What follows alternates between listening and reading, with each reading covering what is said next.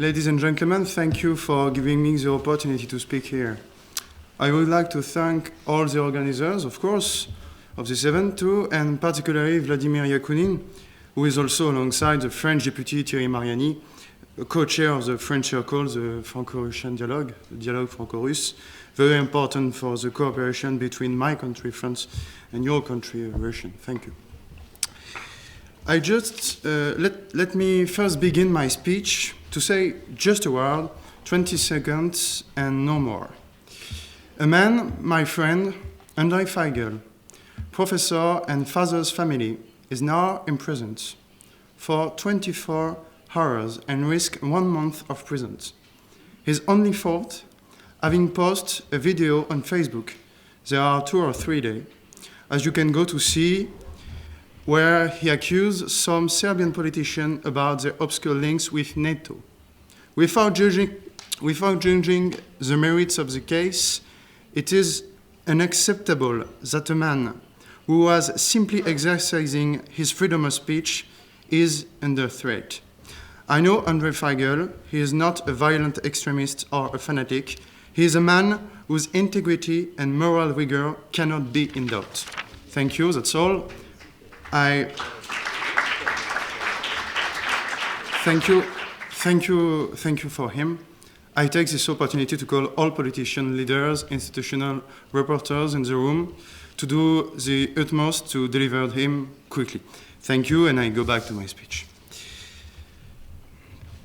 Ladies and gentlemen, the world of ideology is dead. And now the world of religion born or reborn. That's why I would like to talk about 2 religions which, in my point of view, are the new modern imperialism. On one side, you will find among Sunni petro-monarchy, Turkey, or Islamic State, it's radical Islamism. In the name of this fanatism, some people are killed in Syria and Iraq today. This is also in the name of that same fanaticism that we will kill tomorrow in Bosnia, Albania, and of course Kosovo. In the other side, we have a new religion, more recent, the religion of human rights, of the world finished of Francis Fukuyama, of American hegemony, of the reign of the good feelings. Do not be deceived. It also has its own imperial aims. In the minds of some Anglo-Saxons, the Cold War is not entirely over. In the end, the main goal for the United States was not only the destruction of communism, it was also the destruction of Europe's unity to avoid the emergence of a continent which, if it was united, and as Mackinder, the geopolitician, had rightly said, the most powerful continent in the world. Just a digression. It is also probably why we are witnessing a destabilization of Ukraine by the United States, particularly through funds like Mr. George Soros' Open Society. With Ukrainian ministers in the new Ukrainian government, like former President Georgian Saakashvili, or personalities such as the Minister of Finance, Natalie Jaresko, former United States Department, and who has dual American and Ukrainian nationality. All these clues that you probably already know are here to recall the role of United States in Ukraine and the importance they attach to destabilize Ukraine. But why specifically Ukraine? Because Ukraine is a key state, a state which, if it was against Russia, would cut Europe. Furthermore, Ukraine is located in the heart of Eastern Europe. That's why American foreign policy is based on a doctrine by Mackinder and Brzezinski, after him, summary by this sentence, famous: who rules East Europe commands the Earthland, who rules the Earthland commands the world Iceland, and we rule the world. Iceland controls the world. This continent, this world, Iceland, that goes from Brest to Vladivostok, as General de Gaulle described it, that power constantly training in history, but never finished, yet it is white truth. It's that we will hope to bring peace back in Europe. Only a sufficiently strong continent, able to act independently on the international scene, will be powerful enough to impose limits to imperialist wishes that I previously mentioned. According to me, I would like to tell you a few principles on which the new Europe must be built. First of all, let me remind you that the European Union was doomed to die and will die one day. Europe must develop safe foundations. They include respect for people, nations, and freedom of every people to choose their own destiny, like Greece. This is not paradoxical. The interests of the European peoples, if they are not taken by non-European interests, will naturally go together in order to assert themselves in the actual globalization where new and great powers are emerging. The new Europe should not be a Europe of bureaucracy like the European Union, but a Europe of scientific cooperation, a Europe of projects, a Europe of culture, and a Europe of military cooperation against Islamic State, of course. This new Europe, if it comes into being one day, should not fall into the trap of our actual enemies.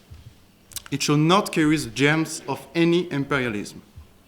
Instead, we all should promote the idea of a multipolar world, respect for cultures, and finally respect for roots. That is with this last point that I would like to end my speech.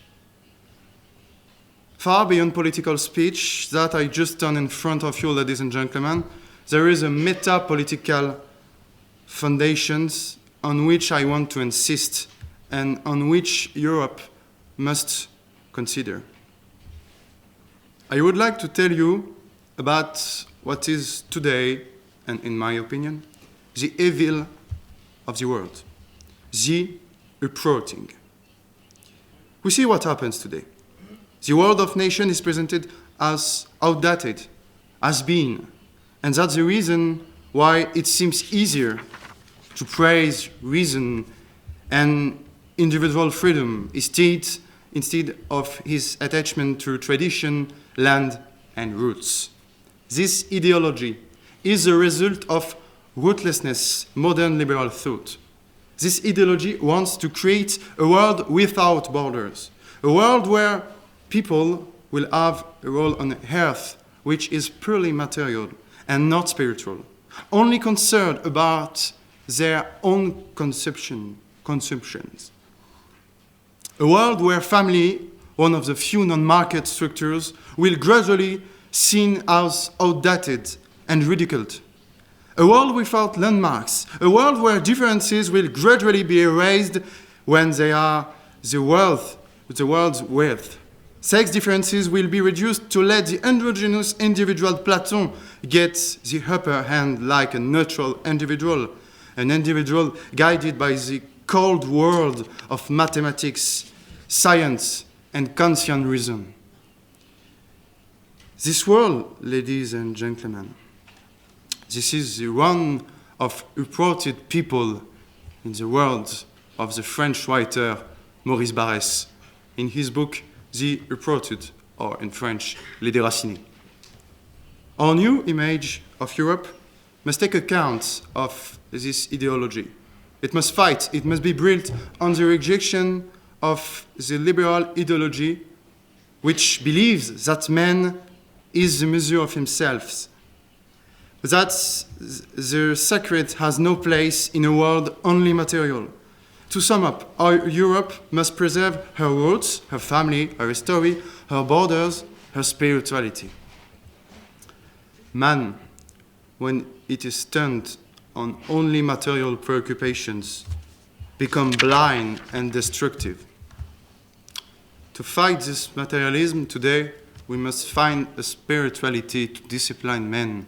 The human need to achieve, to turn to something higher than himself, to silence his selfishness and foster altruism. And that was indeed the great strength of the Europeans when Europe was believer. Even if the existence of God, even if the immortality of soul were only dreams, they would still the most beautiful of all conceptions of the human spirit. At the dawn of the third millennium, Europe needs more than ever to assert itself as the wall to subversive ideologies, to fanatism, to imperialism, in order to be what it was basically always aspired to be, the lighthouse of the world. Thank you.